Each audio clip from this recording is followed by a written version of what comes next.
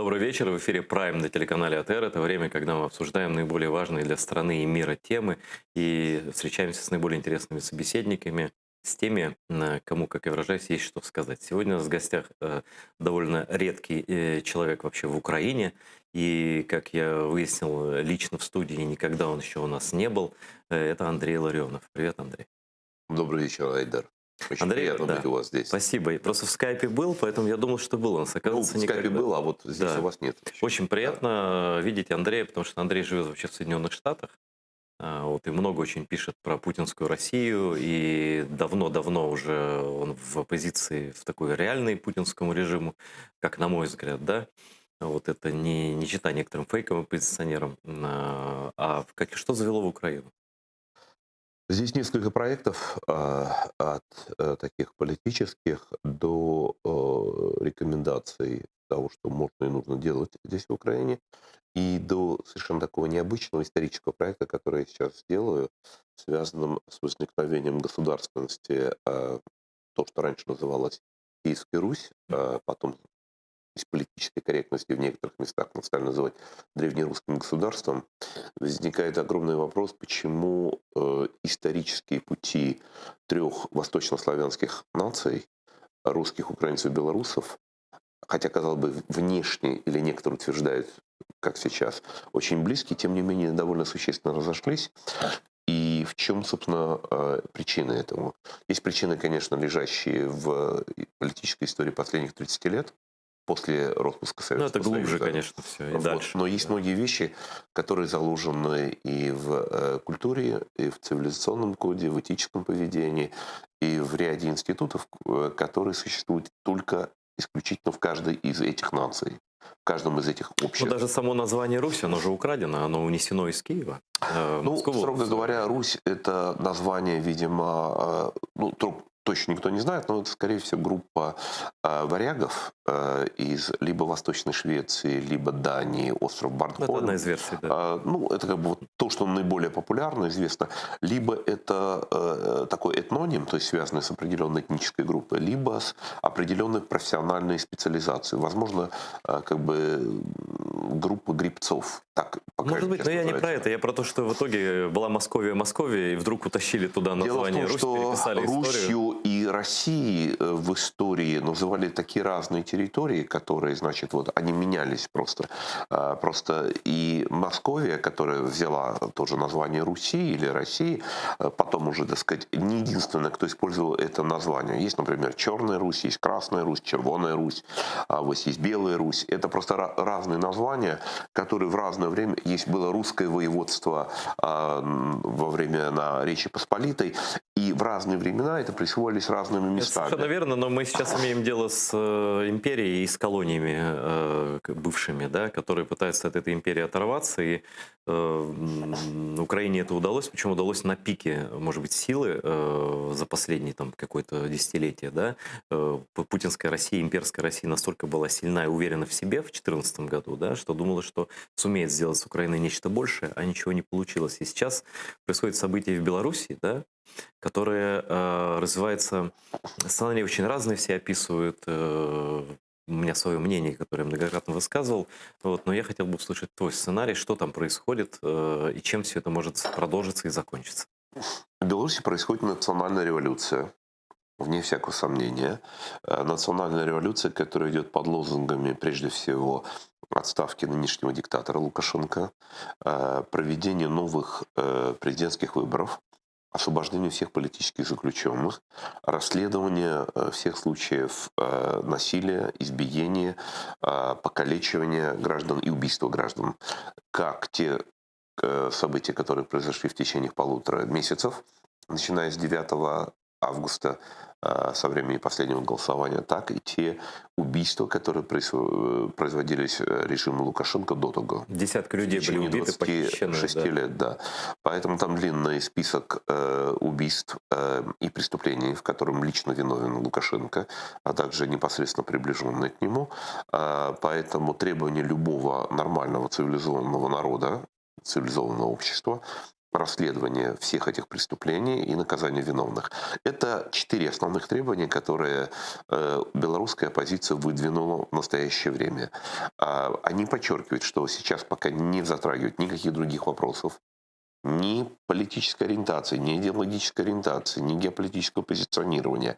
Мне кажется, на данный момент они ведут себя правильно, потому что эти 4 главных вопроса, под которыми реально мы видим консенсус белорусского общества. 100%. Но мне под вопрос, Андрей. Смотри, это вот эти рассуждения и абсолютно правильные требования, они не учитывают один важнейший фактор. Это фактор Путина, фактор его влияния на Лукашенко, фактор того, что он уже дважды признал законно избранным президентом, и уже точно он от него не откажется, да, и реализация всех этих требований невозможна без отрыва от Путина, от России, от его влияния, потому что до тех пор, пока он влияет на ситуацию в Беларуси, пока он крышует Лукашенко, выполнение ни одного из этих требований, ну, на мой взгляд, невозможно.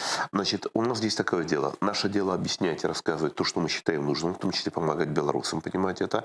У них свой процесс понимания. Надо просто признавать, что с точки зрения понимания политических процессов белорусское общество отстает, например, от украинского. Насколько? Ну, например, вот процесс гражданской консолидации, который сейчас идет очень интенсивно, формирование гражданского общества, организация и так далее, это, как мне кажется, Украина 2004 года, оранжевой революции. Ну, как бы еще, может быть, и не раньше. Может быть, даже раньше, потому что, по сути дела, политическое формирование Беларуси, белорусского общества происходит на наших глазах. Обрати внимание на то, что в самом начале, даже когда произошло это голосование, часть оппозиции выступала под флагами Советской Беларуси. Ну, так, типа 2 флага, одна страна. Нет, это было в самом начале. Угу. Через некоторое время сейчас это стало невозможным. Сейчас только национальный бело-красно-белый белорусский флаг. Но для этого потребовалось время. Поначалу никаких форм самоорганизации не было. Сейчас они есть. Поначалу никто не затрагивал вопрос Путина и России. Наоборот, трогали, нет, мы это трогать не будем и так далее. Сейчас уже даже когда лидеры, так называемые лидеры оппозиции, начинают высказываться в пользу, а вот у нас там Владимир Владимирович интеллигентный человек, или, так сказать, давайте мы с ним говорить, мы видим, какую бурю негодования и возмущения это вызывает уже в белорусском обществе. То есть мы должны просто понимать, мы, конечно, хотели бы, чтобы этот процесс шел быстрее, и чтобы люди это понимали, но в каждом процессе, в политическом процессе, есть свое расписание. Можно попытаться его ускорить, но нельзя его отменить. И белорусы проходят сейчас, в том числе и благодаря вот этому беспрецедентному полуторамесячному процессу, революционному процессу, проходят уроки, которые Украина прошла раньше, а, например, Россия еще не прошла. Мы должны отдавать себе отчет, что российское общество, за исключением относительно небольшой группы людей, которые давным-давно пришло к этим выводам, на самом деле очень далеко от этого. Я приведу один пример. Вот наверняка и ты, и наши слушатели, и зрители обратили внимание на обращение Светланы Алексеевич к российской интеллигенции. Да? Да. И как потом российская интеллигенция стала отвечать. Это же вот просто можно брать вот эти ответы российской интеллигенции, скажем так, Светлане Алексеевич, их можно вот просто брать и анализировать, как слепок сознания значительной части российского общества.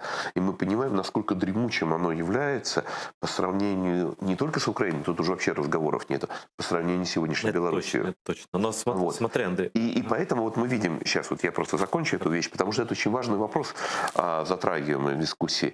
Скорость понимания, скорость развития мировоззрения. Мировоззрение не только отдельного человека, а общества. Когда общество начинает понимать, что хорошо, что плохо, что приемлемо, что неприемлемо, и что недопустимо ни в какой степени. Например, вот это, как бы, так сказать, так называемые российские интеллигенты, которые, ничтоже сумневшись, пишут «Белоруссия». Специально, значит, говорят на Украине. Нет, они даже не обращают внимания, они даже не в состоянии понять. Не специально. Не, там просто люди этого даже не понимают. Когда они пишут «Мы братские народы», они же пишут об этом. Так они про Украину то же самое пишут. Нет, они тоже, но это просто, это слепок сознания. И даже после того, во-первых, они месяц молчали, Происходит революция, происходит избиение, происходит калечение людей, происходят невероятные пытки на глазах, садистские, все это, так сказать. Все молчат. Потребовалось обращение Светланы Алексеевича на то, чтобы не Но отреагировать. они, знаешь, что И сейчас я прошу жалеют прощения. И ответ Беларуси. идет не белорусам, а Светлане Алексеевич. Ментальность То есть, такая. то есть Да. вот это же все отражение того, в каком на самом деле еще недоразвитом состоянии находится сознание значительной части российского общества. Знаешь, мне кажется, Поэтому что... вот есть вот это расписание, это, так сказать, такой, идет вначале Украина, которая довольно сильно продвинулась в этом, а вслед за этим сейчас мы видим, подтягивается Беларусь, и, к большому сожалению, значительная часть российского общества довольно сильно отстает. Мне, знаешь, что кажется, что даже не просто отстает, что мы наблюдаем процесс последних кадров фильма «Собачье сердце», когда в обратную сторону идет процесс, да, когда Шариков превращается из вроде бы как человека, да, опять в непонятное существо. Вот российское общество, на мой взгляд, вот до такого сейчас уровня дошло, что они даже, знаешь, интеллигенты эти либеральные пишут, как жалко, что мы теряем Беларусь. Не то, что людей там бьют, не то, что люди бьются за свое достоинство, да, а им жалко, сидя в Москве, что они теряют колонию. Это пишут люди, которых мы считали либералами там и так далее. Встряхнитесь, ребята, вы что пишете? Нет, не встряхнуться, потому что там уже осознание вот этого величия своего дошло до таких критических форм, что я боюсь, что Путину теперь, то как бы это, он от этого совершенно не зависит от общественного мнения, но вот что будет делать Путин? Есть несколько сценариев. А сейчас, секундочку, вот мне кажется, очень важное наблюдение это сделано о эволюции сознания и деволюции Да. сознания, потому что вот образ, который вот, ты привел относительно вот шариковщины и превращения, пусть недоразвитого человека, но в шарика, вот, он как раз показывает, что, к сожалению, бывает развитие в позитивную сторону, пусть оно замедленное, бывает какое-то там заклонение, но оно развивается. А бывает, так сказать, деразвитие, деэволюция в обратную сторону. Например, 30 лет тому назад, это тоже факт жизни, в Москве люди выходили на демонстрацию в защиту независимости Литвы. Да, Ну, это же я был факт выходил жизни, да. в своем городе. Да. И нет, и просто ну, в Сейчас Москве это невозможно себе выходили. представить. Сейчас невозможно представить, и сейчас вот люди, так сказать, вот, как сказать, вот, так сказать, выразители общественного мнения, или там те, кто, кого так называют, или кто так сам себя считает, позволяют себе писать вот те самые слова, которые... Слушай, что так далеко? Мы теряем Беларусь, но это вот просто нелепость. Подождите, вы... Крепостные. Где вы находились Да. все это время? Но на самом деле даже, может быть, эти люди, если они еще были в взрослом состоянии, сознательном состоянии 30 лет тому назад, они не могли позволить себе такое сказать по поводу Литвы, по поводу республик Балтии и по поводу Украины и Беларуси. А сегодня они... Атмосфера шепчет. Да. Поэтому это очень важный вопрос о том, как развивается или деградирует индивидуальное сознание и общественное сознание. Давай так далеко не будем ходить. Пойдем на 5 лет назад, в 2015 год. Скажем даже, ну, чуть дальше, до убийства Немцова. Я лично участвовал в этих демонстрациях. 150, 100 тысяч собиралось, 80 тысяч собиралось. Были флаги Украины за нашу и вашу свободу. Я помню эту трибуну, помню Бориса Ефимовича с украинскими флагами и так далее. Да? Вот это было 5 лет назад. Сейчас невозможно себе представить проукраинскую демонстрацию в Москве, ну, больше, чем 10 человек отчаянных совершенно, которых мы показываем постоянно, или в Питере, да, за крымских татар, за Украину. Сейчас повестка дня украинская уничтожена просто под плинтус. Господствует идея, что Крым не бутерброд, отстаньте от нас, украинцы, мы не замечаем вашу войну вообще. То есть ни один русский либерал не выразил сочувствия. Они тесака провожают там нациста в последний путь. Никто не сочувствует ни украинским семьям, потерявшим своих родственников, ни украинской армии, ни украинской свободе. Россия полностью от Украины вот так отгородилась ментальным занавесом. Не интересно, не больно, ни крымским татарам. Вот вчера посадили 7 человек 40 от 13 до 19 лет. Ни за что. Вообще. Совсем ни за что. Это уже под 100 крымских татар сидят просто так в тюрьме. Да? Просто выкашивают элиту нации. Потом вынужденная депортация, заселение Крыма. Никто не замечает вообще. Что происходит с этим обществом? Оно внутри себя замкнулось на своих каких-то вот этих темах, как нацистская Германия какая-нибудь или муссолинская Италия. Потому что ты же знаток фашизма, ты же писал исследования по фашизму еще очень давно. На самом деле, конечно, очень много параллелей. Очень параллели в том, как деградирует общество, деградирует сознание, деградируют те или иные части между... Ну, тоталитарное общество так и есть. Тоталитарное или там полутоталитарное общество. Очень много общего. Но вот здесь я бы все-таки произвел некоторое разделение между теми, кто не решается выходить на улицы, и теми, кто пишет как бы по зову сердца. Потому что выйти на улицы — это реально. Против них развязан террор. Ну, мы знаем, нападения, избиения, аресты, заключение в тюрьму. И здесь можно понять, по крайней мере, того, что люди опасаются, скажем, например, поднимать украинские флаги, потому что даже за ношение российских флагов мы видели, как избивают людей и сажают в тюрьму в Москве. Это даже быть. Ну, это исчезло даже из Фейсбука, Да, я да, прошу прощения. нет, но Да. просто вот это одна история. А другое дело, когда мы видим, что человек, над ним никто не стоит с топором, его никуда не уволят, его не лишат никакой зарплаты, ничего. Но он сам садится вот за свой компьютер и начинает писать про братские народы, про то, что мы теряем Беларусь. Это две большие разные вещи. Одно дело, когда человек опасается за себя, за свою семью, за своих детей, что с ними будет, и он раздумает, выйти или не выйти на улицу. И совсем другое дело, когда, значит, он напишет, говорит, нет, мы теряем Беларусь, ужасно. Это все-таки большие разницы. Конечно, большие. Это большие разницы. Андрей, у нас звонок телефонный. Прошу прощения, мне редактор подсказывает. Угу. Здравствуйте, вы в эфире. Пожалуйста, говорите, кто вы, откуда. Задавайте вопрос моему гостю Андрею Ларионову. Алло. Алло, Да, вы в эфире, пожалуйста, вопрос гостю. Говорите, кто вы, откуда.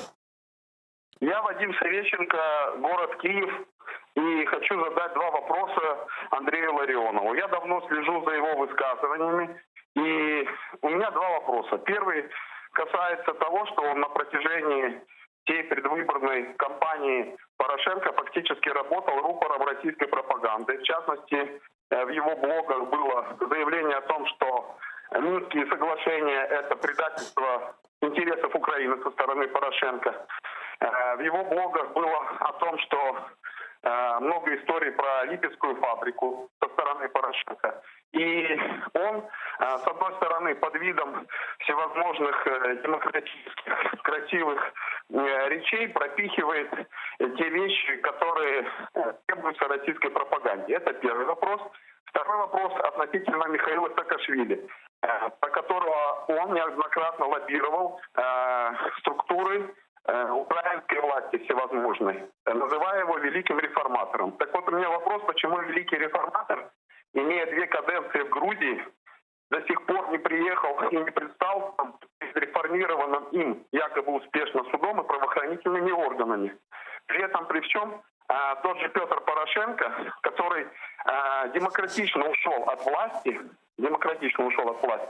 остался в стране, и, как вы знаете, заведено свыше уже, наверное, 40 дел против него. Он благополучно с этим живет, участвует в политической жизни и возглавляет свою партию.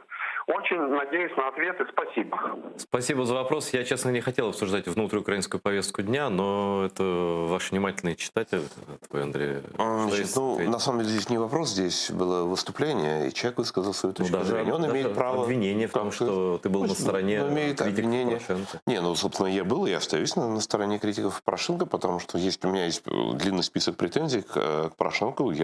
Когда он был избран в 2014 году, я, как и многие украинцы, я не украинец, но я следил за этим, я считал, что это очень хороший выбор, и Петр Алексеевич сможет решить многие вопросы. К сожалению, мои надежды были обмануты. Я напомню, кстати, про Липецкую фабрику я даже не припоминаю, чтобы я когда-либо писал, как бы то ни было. Я говорил и писал, и повторяю это сейчас неоднократно, и когда меня спрашивают, я считаю, Минские соглашения – это брешь в обороне Украины. Которой пользуются наши враги. Естественно, потому что с помощью Минских этих соглашений и с помощью этого Минского, так называемого, переговорного процесса сегодняшние государственные органы Украины, власти Украины, украинское общество принуждают к принятию решений, которые находятся в противоречии с глубокими, глубинными, главными интересами страны. И я постоянно говорю, скажите, пожалуйста, для чего проводятся Минские переговоры? Для того, чтобы восстановить контроль над Донбассом, над Крымом, над Севастополем? Ничего подобного.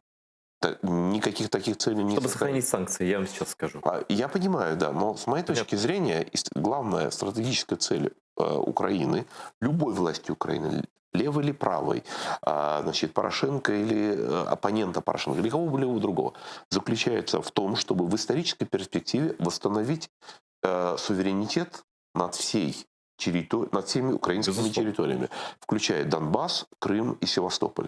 Возникает вопрос, можно ли в результате переговоров с агрессором, Да нет, которым конечно. является Да все Российская тут империя, понимают это. восстановить контроль над оккупированными территориями? С моей точки зрения, не было ни одного исторического прецедента. Я постоянно привожу пример. Вот был в 1871 году Германская империя оккупировала Эльзас и Лотарингию, отторгла от Франции. Возникает вопрос, занимались ли французские власти переговорами с Германской империей относительно возвращения Французы, Эльзаса и вообще говоря, Лотарингии? сдались, если честно Вот. так Нет, говорить. там была Да. война, Да, там мы не была знаем, осада отлично. Седана, там была осада Парижа, неважно. Вот с 1871 по 1919 год. Были ли такие переговоры? Ответ – нет, таких переговоров не было. Ну, это же вынужденная мера была. Нет, я же говорю, но, значит, и Франция смогла восстановить контроль над оккупированными Эльзасом и Лотарингией только тогда, когда сложились внешние и внутренние благоприятные условия. Эти условия хорошо известны, это называется Первая мировая война, это военные действия, в результате которых Франция оказалась среди победителей над Германией, и потом она смогла восстановить этот контроль. Другой пример, который я привожу, это раздел Германии. И возникает вопрос, вела ли Западная Германия переговоры с Германской Демократической Республикой с 1949 по 1989 год о том, чтобы Социалистическая идейная партия Германии участвовала бы в общегерманских выборах, а штази бы занимались бы своей деятельностью на всей территории Германии. Андрей, Конечно, на практике этого не происходит же в Украине. Мы я понимаю, что это но ситуация, мы постоянно слышим формула Штайнмайера для того, чтобы Украина приняла, чтобы Украина приняла изменения в Конституции, для того, чтобы создаются какие-то координационные советы. Уважаемые люди, бывшие президенты Украины, бывшие премьер-министры Украины, участвуют в переговорах с подонками, мерзавцами, террористами, бандитами. Ну, в общем, это уважаемые люди, их можно поберечь для другого дела, в котором они могли бы заниматься. Есть другие вещи, которыми можно этим заниматься. Поэтому я считаю, спасибо нашему зрителю за этот вопрос, я считаю, что минские переговоры – это брешь в обороне Украины. Чем раньше они будут закончены, тем лучше. А для того, чтобы восстановить контроль над Донбассом, Украиной, Крымом и Севастополем, нужно заниматься другими вещами. Усиливать экономику, усиливать вооруженные силы Украины, усиливать спецслужбы, усиливать институты, бороться с коррупцией, обеспечивать экономический рост. И когда сложатся благоприятные внутренние и внешние условия, в том числе и со стратегическим поражением агрессора, восстановить контроль над всей украинской оккупированной территорией. Что касается Михаила Саакашвили, я еще раз повторю, самая успешная реформированная страна 21 века по международному признанию, это Мировой банк, это неоднократно это делал, это Грузия. А не Литва, Андрей? В 90-е годы, в конце 90-х годов, успешные реформы были в Польше, в Эстонии, в Литве, в Словакии, целый ряд стран. Это действительно очень удачные реформы. Что касается 21 века, вот этого первых 2 десятилетий, тут бесспорно на первом месте находится Грузия, на втором месте Руанда, между прочим. Но, так, но в Украине Саакашвили не добился ровным счетом ничего. Значит, смотрите, все-таки мы же говорим о том, что сделал, меня коллега спрашивает, о том, почему я лоббировал. Ну, я не лоббирую, я не участвую в украинской политике, но когда меня спрашивают, говорит, вот видели ли вы кого-нибудь круче, чем Владимир Путин? Я говорю, конечно, видел, кто круче, чем Владимир Путин. Михаил Саакашвили гораздо круче, чем Владимир Путин. Если коллега считает наоборот, но это его личное мнение. Мое мнение другое. Я видел и того, и другого. Себя проявил еще раз скажу, я видел и того, и другого с близкого расстояния, того и другого знаю много лет. Я видел того и другого и в рабочей жизни, и в деловой жизни, в политической жизни. Я могу сказать, Михаил Саакашвили несопоставимо более сильный человек, который преобразовал собственную страну Грузию. И он это сделал не один, он сделал с коллегами, он сделал с великолепной командой реформ, в которой входил и Каха Мендукидзе, мой личный друг в течение многих лет, и Ивано Мерабишвили, и Зураб Адышвили, который сейчас находится в Украине. Это уникальный интеллектуальный ресурс, который Украина может использовать. Они находятся здесь, они предлагают свои услуги, они предлагают свои знания. Знаешь, как украинскую кажут? Значит, вот смотрите, какая вещь. Все-таки надо понимать, что в Грузии Михаил Саакашвили был президентом, а Каха Мендукидзе был министром по экономическим реформам, Понятно, а Ивано Мерабишвили был министром внутренних дел, а потом был премьер-министром. Имели ли такие люди, как указанные люди, Саакашвили, Бендукидзе, Мирабишвили, какие-либо подобные позиции в Украине нет, не имели. Ну, понятно, мы слишком много времени Поэтому это вот ответ на вопрос нашего внимательного зрителя и слушателя. Если вы хотите проверить, как это работает, попробуйте это сделать. Собственно, когда меня спросили, что вы порекомендуете, я говорю, предоставьте господину Саакашвили возможность поработать на посту премьер-министра. И предъявляйте, если он не справится в этом, вы тогда можете предъявить ему претензии. Окей. Но сейчас этого пока делать нельзя. Ответ получен. Я добавлю, раз мы заговорили, уж я не хотел о внутренней политике говорить, не хотел Андрея в это вовлекать, но если задан вопрос такой, и оценка была дана Порошенко, значит, то какова оценка Зеленского 1,5 года новый президент Украины? Значит, у меня тоже даже по отношению к Зеленскому были очень большие надежды 1,5 года тому назад, когда он был избран президентом. И то, что он говорил тогда и во время предвыборной кампании, в выборную ночь, честно говоря, вызывало большие надежды. Он говорил о том, что вот это пример для всех постсоветских республик, вы тоже можете, мы сделаем то, мы сделаем то, мы сделаем это. Я хотел бы спросить, а что сделано? Нет, что-то сделано, конечно, я не буду говорить, что совсем ничего не сделано, но это совсем не то, что было обещано. Да, говорят о том, что он... Я ведь вижу, что, например, у Зеленского есть сильная сторона, личная сильная сторона, и вижу, что он очень действительно заботится о жизнях людей.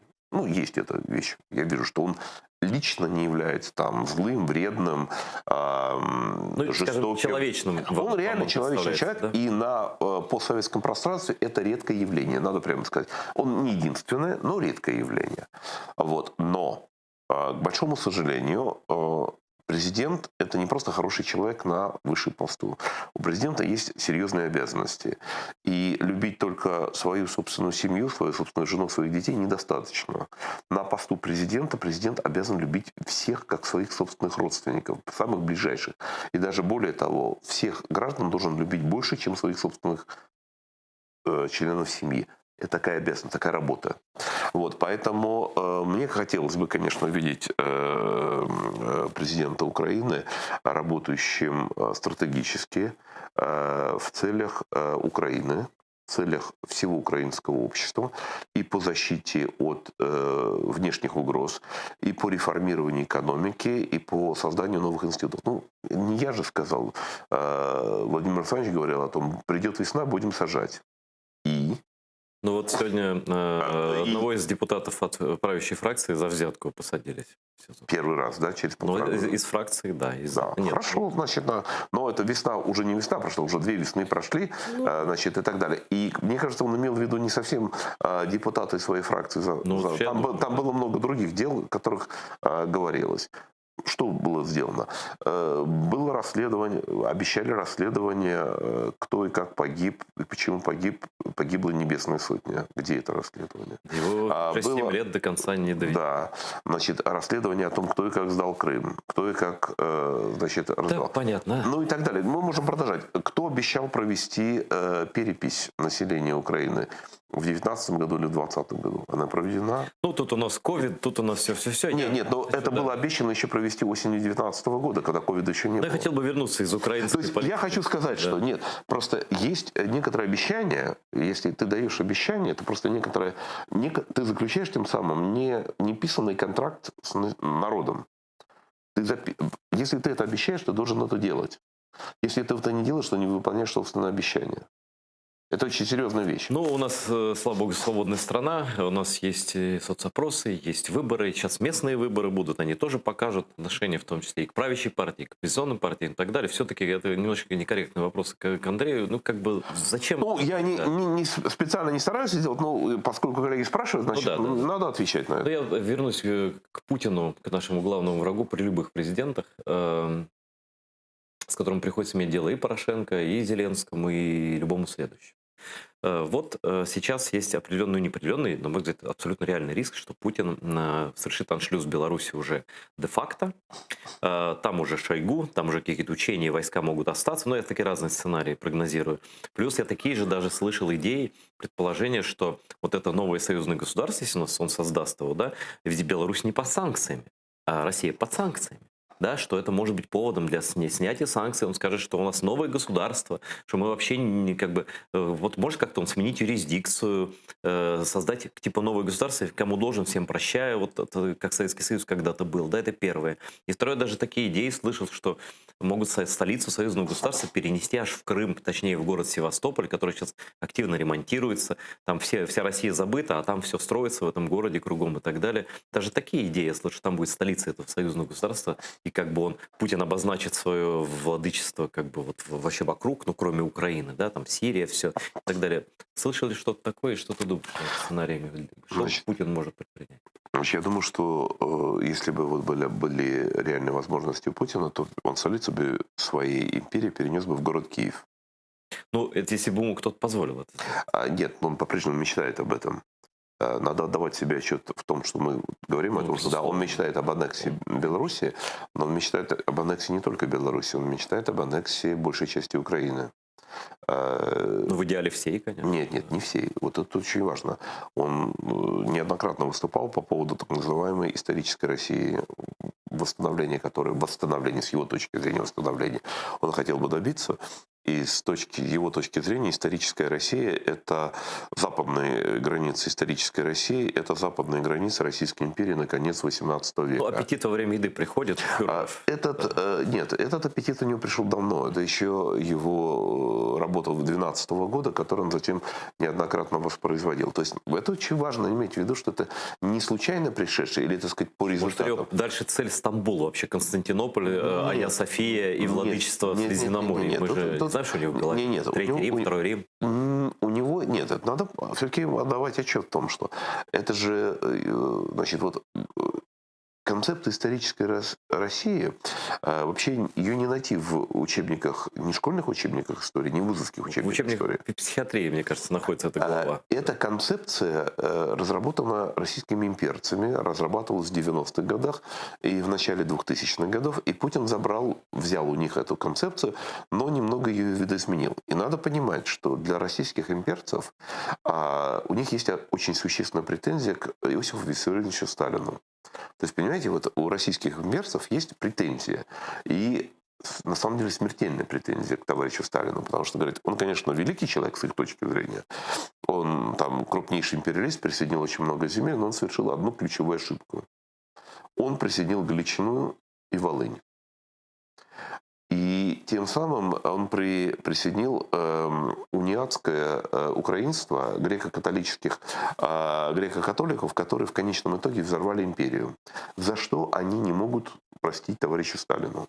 И поэтому, исходя из этого, как сказать, давайте извлечем уроки из истории. И поэтому новый имперский проект нужно осуществлять, извлекая уроки из прошлого. Поэтому чуждые с их точки зрения культурно-цивилизационных греко-католиков брать не надо. И поэтому западная граница исторической России проходит не по нынешней украинско-польской, например, границе, а по Збручу. То есть без... Андрей, это серьезная вещь, надо просто понимать этот подход. Нет, поэтому Айя София не входит в настоящее время в планы Путина, а Киев, здесь еще раз говорю, понятно. А вот это не Айя София, а София Киевская. Собор, да. Вот она действительно входит. Он действительно к этому относится очень серьезно. Лукашенко... И он относится к этому как к сакральному городу и сакральным местам. Поэтому и Киевской война, Печерской лавре тоже. Поэтому, когда мы говорим о том, что может произойти в случае Белоруссии и в случае Украины, ни одна из этих целей не положена в шкаф. Они по-прежнему остаются. Но сейчас... Беларусь перед ним просто лежит распластанная. Там вот Лукашенко заявил о закрытии границы с Украиной.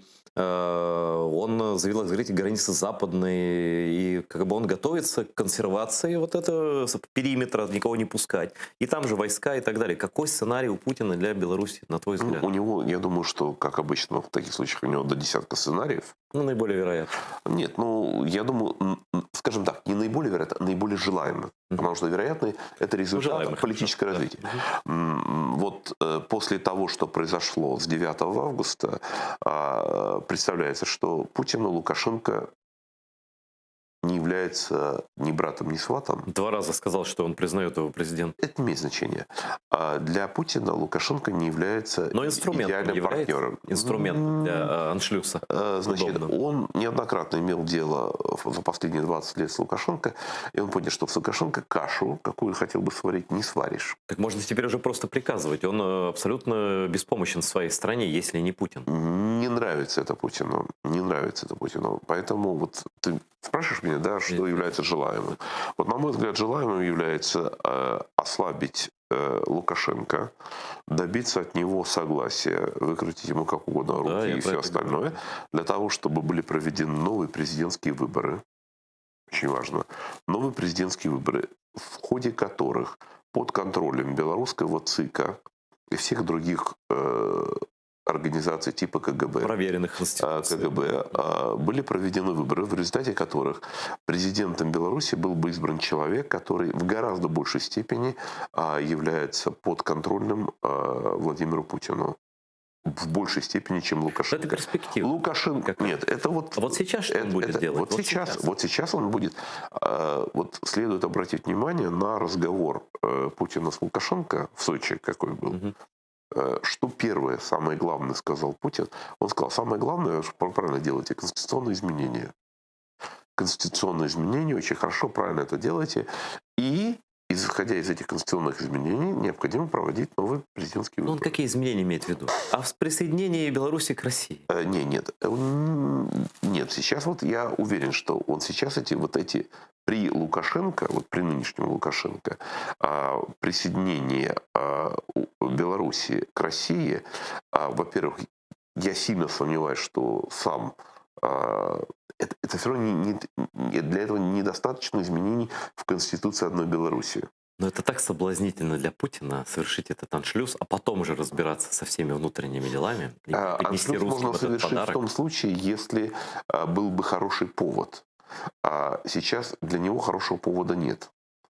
Поэтому ему гораздо удобнее было бы, если бы в результате президентских выборов был бы избран какой-нибудь удобный человек, для него удобный человек, Мгм. его человек, с которым он Будет проще еще, чем... классический, конечно, да. И вот тогда они подписывают союзный договор, новый союзный договор, там 31-я дорожная карта, 32-я, 320-я дорожная карта, в соответствии с которым создается новая версия союзного государства, в которой Беларусь аннексируется. Вот вариант, какой является наиболее желаемым для Путина, мне кажется, является именно Может вот этим. быть, мы в голову не влезем, но и в том, и в другом случае это будет все равно присоединение Беларуси к России. Ну, эта цель стоит, да. И она будет реализована. Кто будет ей противостоять? Не скажу я так. Дело в том, Кто может что противопоставить? вот в 2013-2014 годах казалось, что Путин может выкрутить руки Януковича и добиться всего, чего он хочет. Так он выкрутил, И добился. казалось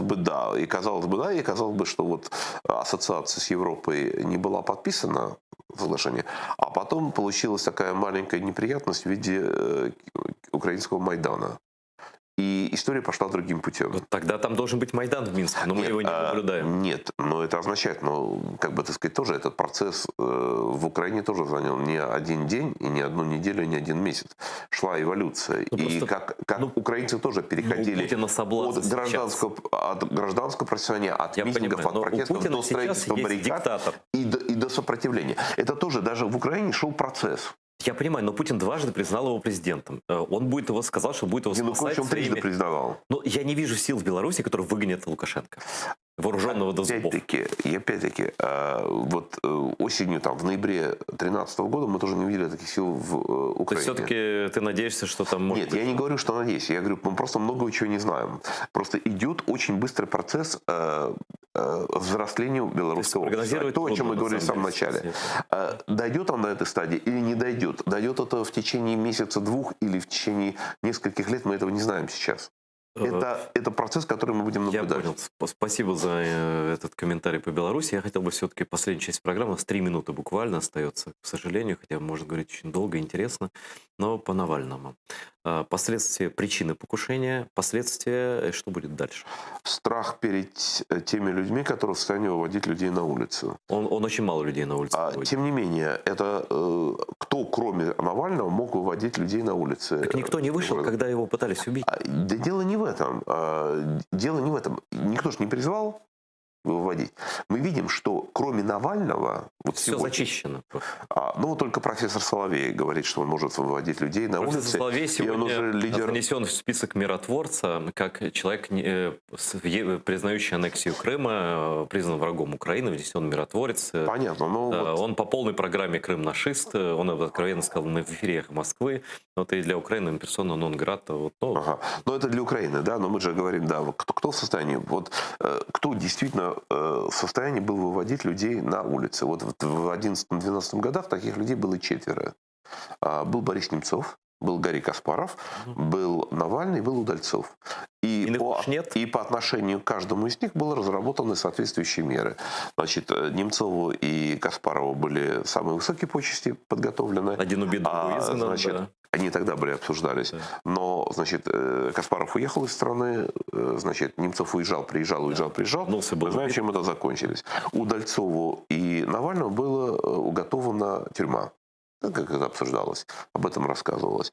Удальцов сел надолго, Навального сажали, выпускали, сажали, организовали и так далее. Ну, мы понимаем, что это такая история с Навальным, что, значит, вот некий потенциал того, что он будет делать, в том числе и то, что хочет только он, а не кто-то другой, всегда сохранялось.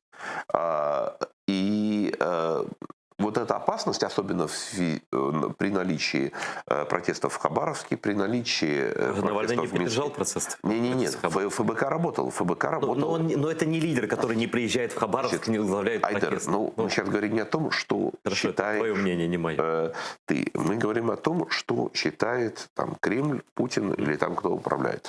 Значит, они же защищают, пытаются зачистить все до последнего, так сказать, ну да, то есть до мышей. Да, чтобы никто никогда не имел какого-либо шанса, чтобы только профессор Соловей мог иметь возможность призывать людей на улицу. Зря ты повторил эту фамилию. Вот. Нет, мы же говорим... минута до конца эфира. Не случайно повторил эту фамилию, потому что, еще раз говорю, важно, кто мог бы призывать выводить людей на улицу. До Соловья уже добрались. Значит, вот как это твое личное отношение к людям а-ля профессор Соловей, а-ля Навальный, которые считают Крым российским и считают, что возвращать украденное Украине не нужно?